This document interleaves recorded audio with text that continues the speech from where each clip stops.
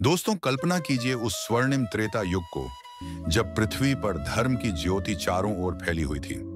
भगवान राम के समय से कुछ पहले की बात है। अरब की रेगिस्तानी भूमि, जो आज मक्का के नाम से जानी जाती है, वह तब मक्केश्वर नामक एक पवित्र नगर था। मक का अर्थ है मोक्ष का द्वार और ईश्वर यानी परमात्मा।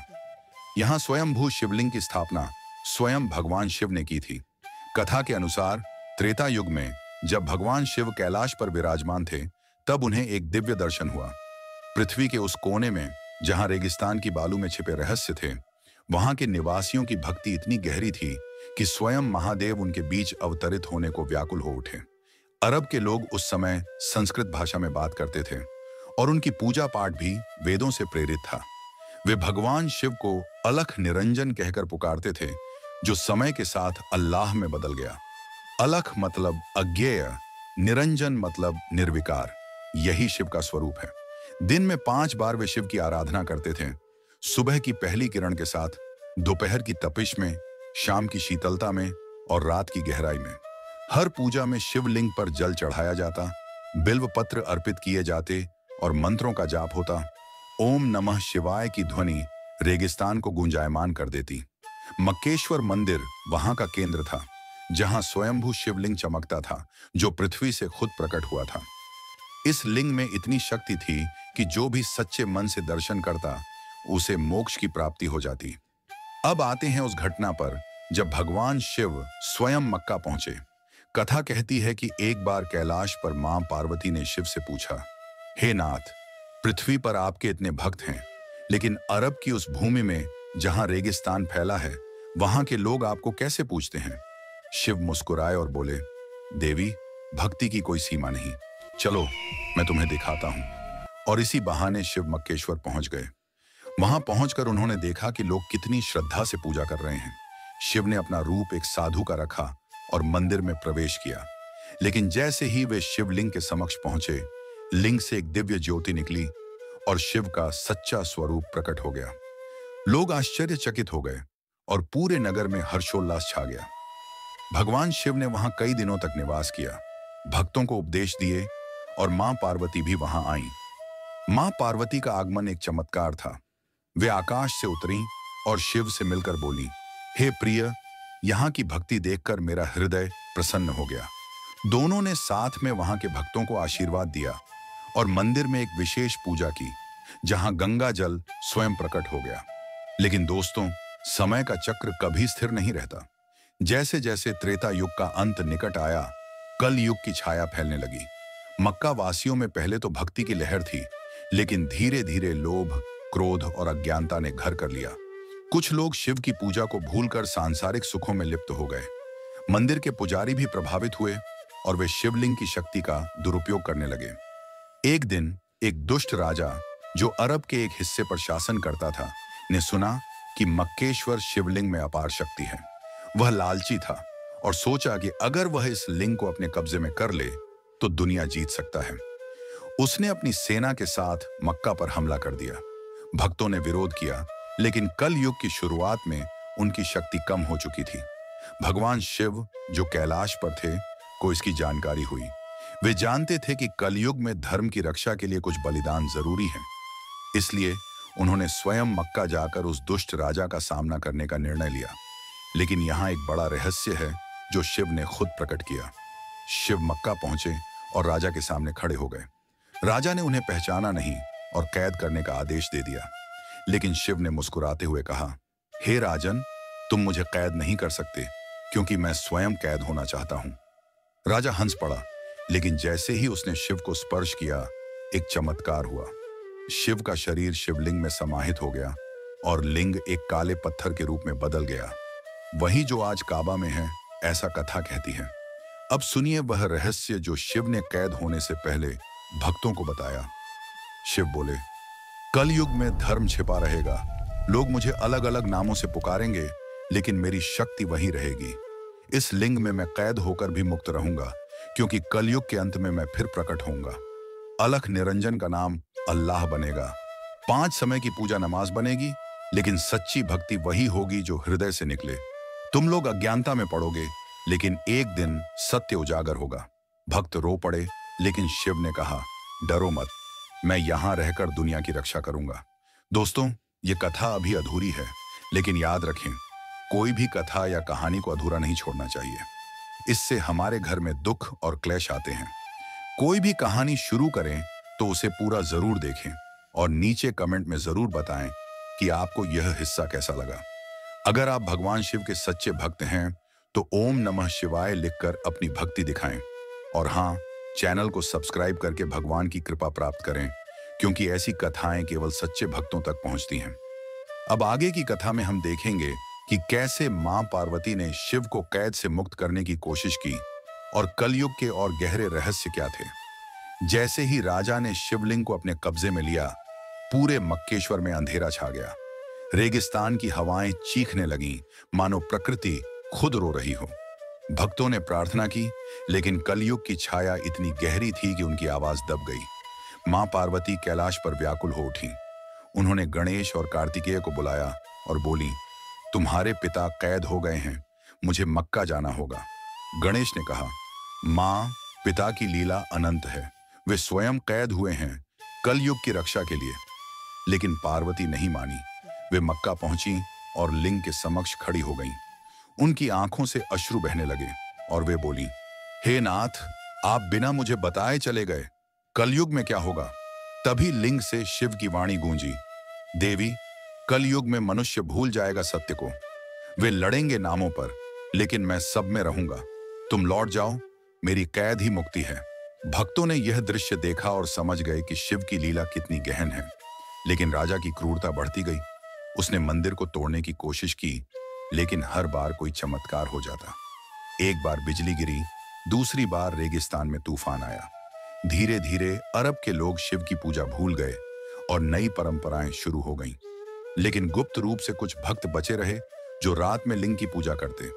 कथा कहती है कि आज भी काबा में वह शिवलिंग है और सर्कलिंग करना तवाफ तांडव नृत्य का प्रतीक है। अब सुनिए कलयुग के बारे में शिव का वह बड़ा रहस्य। शिव ने भक्तों से कहा, कल युग में 4 युगों का चक्र पूरा होगा। लोग विज्ञान की ओर जाएंगे, लेकिन आध्यात्मिकता खो देंगे। युद्ध होंगे, प्राकृतिक आपदाएं आएंगी, लेकिन अंत में सतयुग लौटेगा।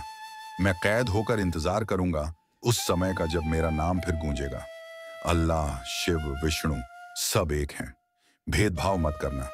यह सुनकर भक्तों का मन शांत हुआ, लेकिन अज्ञानता फैलती गई। मक्का वासी संस्कृत भूल गए, पूजा के तरीके बदल गए, लेकिन शिव की शक्ति वहीं रही। त्रेता युग के अंत में मक्केश्वर नगर में अंधेरा छा गया था। दुष्ट राजा ने शिवलिंग को अपने कब्जे में ले लिया था और मां पार्वती ने कैलाश से मक्का पहुंचकर शिव से संवाद किया। शिव ने उन्हें बताया कि उनकी कैद कलयुग की रक्षा के लिए एक लीला है। लेकिन दोस्तों, यह कहानी यहीं खत्म नहीं होती। अब हम उस दौर में प्रवेश करते हैं जब मक्का में अज्ञानता की छाया और गहरी हो गई और एक सच्चे भक्त ने शिव को मुक्त करने की ठानी। लेकिन क्या वह सफल हुआ और शिव ने कलयुग के बारे में और क्या रहस्य बताया? आइए जानते हैं। मक्केश्वर में उस समय एक भक्त रहता था जिसका नाम था सूर्यवंशी। वह एक साधारण रेगिस्तानी कबीले का सरदार था, लेकिन उसकी भक्ति इतनी प्रबल थी कि वह रात में चुपके से शिवलिंग के पास जाकर पूजा करता था। सूर्यवंशी को स्वप्न में भगवान शिव ने दर्शन दिए और कहा, हे भक्त, मेरी कैद का समय अभी पूरा नहीं हुआ है, लेकिन तुम्हारी भक्ति मुझे मुक्त कर सकती है। एक विशेष पूजा करो जिसमें मां पार्वती, गणेश और कार्तिकेय को भी आमंत्रित करो।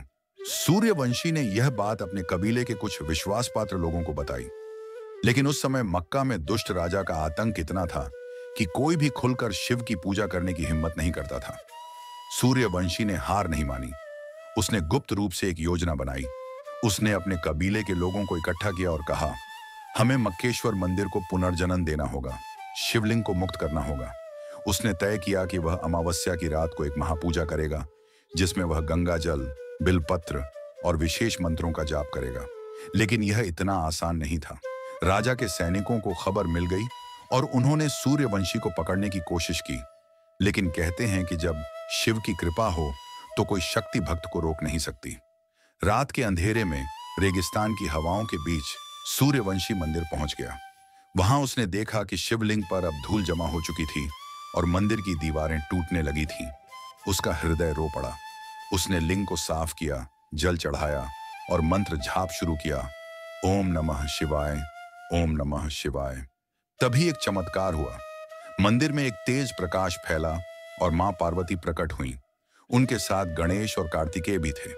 सूर्यवंशी ने उन्हें प्रणाम किया और कहा, मां, मैं महादेव को मुक्त करना चाहता हूं।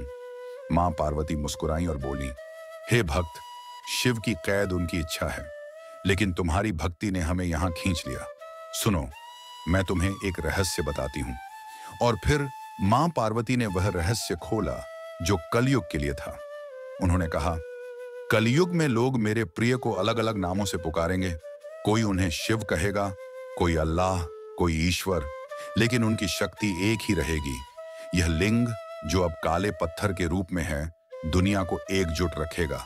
लोग इसे चूमेंगे, इसके चारों ओर चक्कर लगाएंगे और अनजाने में मेरे शिव की पूजा करेंगे। सूर्यवंशी ने पूछा, मां, लेकिन अज्ञानता तो बढ़ रही है, लोग शिव को भूल रहे हैं। मां पार्वती ने जवाब दिया, यह कलयुग का प्रभाव है, लेकिन हर युग में कुछ सच्चे भक्त होंगे जो सत्य को जीवित रखेंगे। तुम उनमें से एक हो। तुम्हारा कर्तव्य है कि इस कथा को फैलाओ ताकि लोग जानें कि शिव हर जगह हैं। तभी गणेश जी बोले, हे सूर्यवंशी, एक और रहस्य सुनो। कलयुग में एक समय आएगा जब लोग इस लिंग को फिर से शिव के रूप में पहचानेंगे। तब तक तुम्हें धैर्य रखना होगा। लेकिन दोस्तों, सूर्यवंशी की पूजा अधूरी रह गई, क्योंकि उसी रात राजा की सेना ने मंदिर पर हमला कर दिया। सूर्यवंशी ने अपनी पूरी शक्ति से लिंग की रक्षा की, लेकिन वह घायल हो गया। मां पार्वती, गणेश और कार्तिकेय अंतर्धान हो गए, लेकिन जाने से पहले उन्होंने सूर्यवंशी को आशीर्वाद दिया कि उसकी आत्मा हमेशा शिव की सेवा में रहेगी। कहते हैं कि सूर्यवंशी की मृत्यु हो गई, लेकिन उसकी आत्मा आज भी मक्का में भटकती है, शिवलिंग की रक्षा करती है।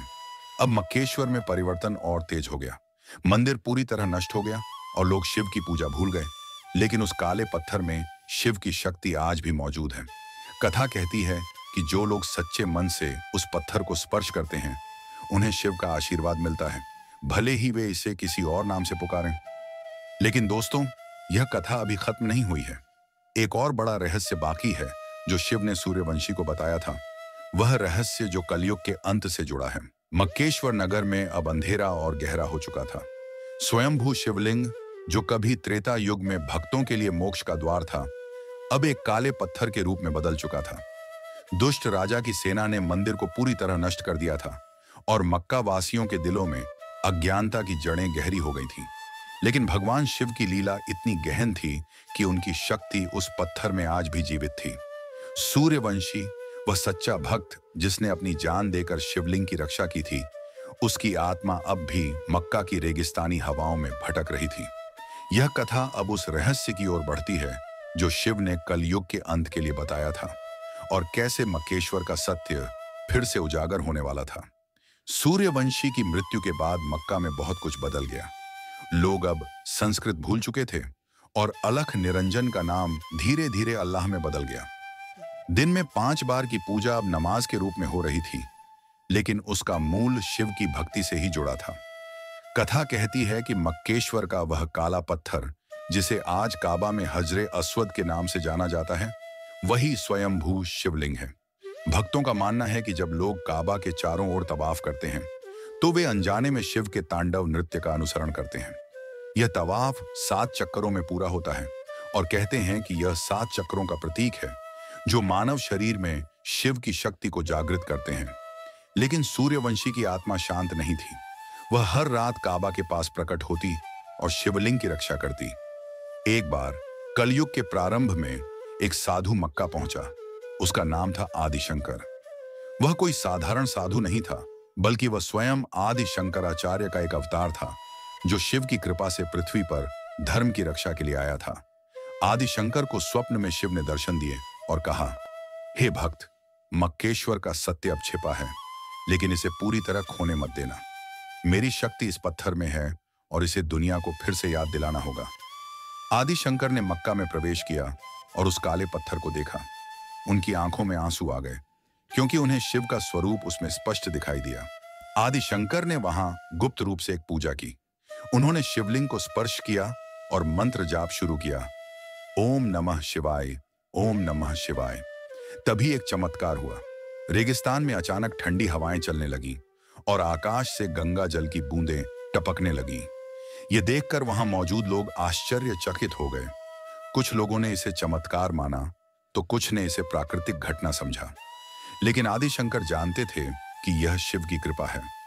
उन्होंने वहां के कुछ भक्तों को इकट्ठा किया और कहा, यह पत्थर कोई साधारण पत्थर नहीं है, यह स्वयं महादेव का रूप है।